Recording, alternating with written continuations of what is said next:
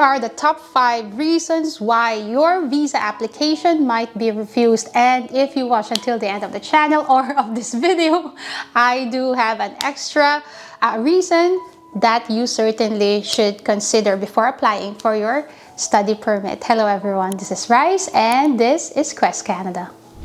And number 1 is proof of funds. Proof of funds is your financial capability to sustain your living together with your dependents while you are studying in Canada. And one of the main things that I always tell my students is that you never cite the idea of working in Canada as a way to sustain your finances. It's not the way it goes, because the thing is, the idea that you are able to sustain your living even without working makes a very good and stable justification to your application. Now, the rest of the idea when it comes to proof of funds is that your actual income in the last 10 years should be able to establish the fact that you are indeed capable of sustaining your financial needs when you move to Canada. Now, if you are only, say, earning this much amount of money, and then you say in your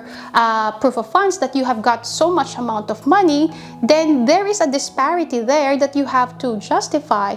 How come you have only this much amount of money when it comes to your income and you can show so much amount of money in your proof of funds? That is a question that you certainly have to justify in your application or in your study plan. So you have to be very careful on that. It's not just the amount of money that you can show right now, but your historic income stream that you have had in the last decade, which is really stable.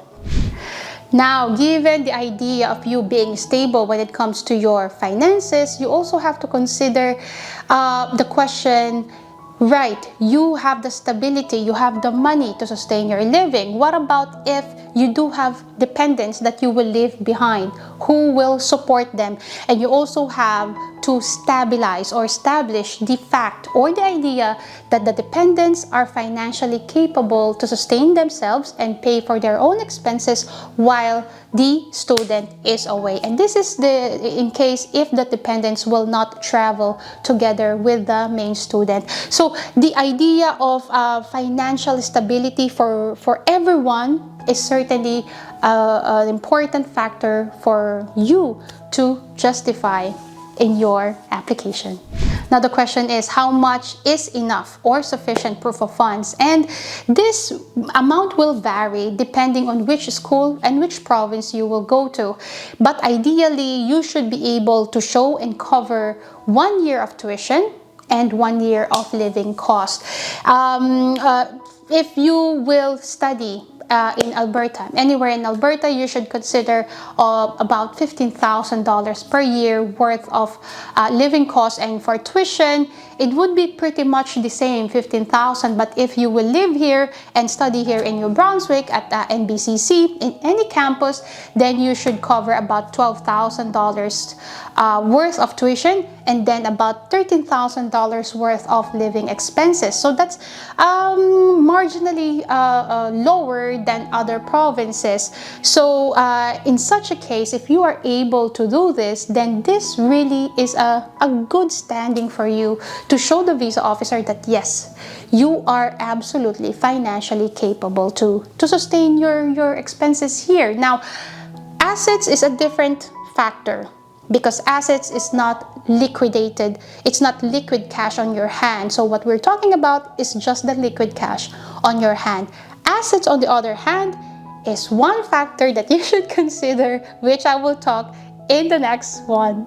Home ties is where your assets will be considered upon. See, one of the main reasons why students get refused is because they are not able to show that they have enough home ties. Therefore, they were not able to make the visa officer believe that they have enough assets, investments, and connection in the home country, and the reasons why they will go back. If you fail to justify this in your application, then the idea or the reason that you will not leave Canada the moment you finish your program is your main refusal ground, and therefore the reason why you should certainly establish your assets. And your assets can be your home, your land, properties, condo units, your car, your pets, even your family, definitely, who are already in the Philippines. Now, if you've had assets in the Philippines that had been there for so many years,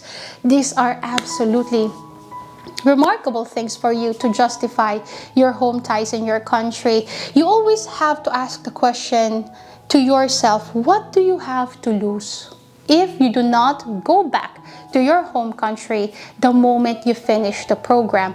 And the more assets and investments you are able to show in your home ties, the more it is believable for anyone really to say and think that yes, you will go back to your home country, because if you didn't, you have so much to lose.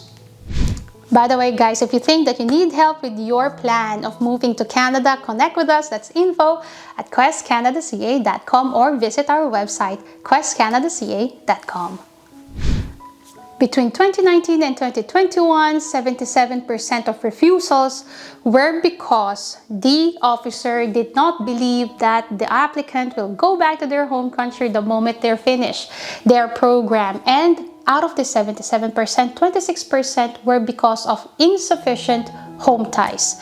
So I cannot reiterate this even further or deeper that home ties are certainly efficient way of proving to the visa officer or to your application that you will go back to your home country the moment you finish your program. The fourth reason is, well, it's quite evident, wrong choice of program. And when you talk about choice of program, you cannot just depend your decision on your education background or your work experience background. You also have to consider what are the job opportunities for you when you go back to your home country. The common reason for refusal on the wrong program choice is there is no enough or sufficient job opportunities for you when you go back to your home country, and thereby it does not necessarily align with your idea of studying in Canada. Because if you will leave Canada, you will go back to your home country. What kind of job are you expecting when you get there? So you also have to justify in your study plan the idea that these are the jobs that I will have, or I certainly look at having or applying at or landing on when I go back to my home country, and these are the salaries that I believe I will get the moment I land those jobs, the moment I get back to my home country. So think about your education for sure, think about your work experience for sure, but certainly think about the job opportunities that you will land the moment you finish your program. And the fifth reason that you could be refused a visa is immigration history. Now, it is important that you state in your study plan that you have had the opportunity to travel to different countries if you had done so, and you never broke any or violated any immigration rule, meaning you never overstayed beyond the expiration of your visa. Now, if the case is different and you did overstay beyond the expiration of your visa, then you will have to explain this in your study plan. There has got to be a viable reason why it had to happen and it was beyond your control. You have to explain that it was not your fault if it wasn't your fault. Now, if it was your fault, then you are in a different situation, because if you had broken or violated an immigration rule, what are the chances that you will not violate the immigration rules here in Canada? Therefore, it is absolutely important that you do not misrepresent. If you did violate any immigration rule, you have to state this in your application and in your study plan, and you have to explain yourself very clearly. And if you're still here and you're still watching, you are at a luck, because we have got the sixth reason why you could be refused of a visa, and that is really just the essence of explaining why you need to study in Canada. Very basic.